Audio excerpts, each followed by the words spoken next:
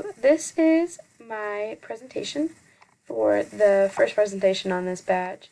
And I made a PowerPoint about Christmas because it went along with my theme.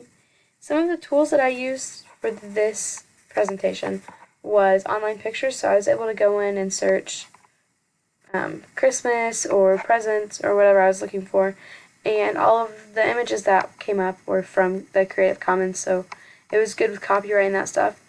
And you can see that as this picture that I used down here, it says it's been licensed, so it's nice that I know that I'm not dealing with copyright problems.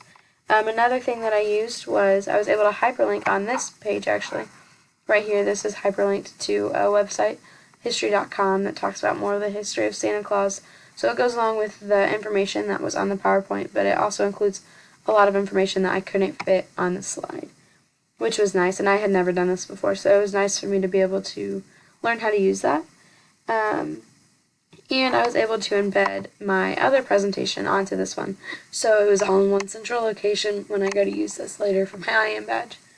The overall value of this presentation included I'll be able to use this presentation in my IM badge, and both the Powtoon video that I made and this are all in one location, so I can just plug that into my website and it's good.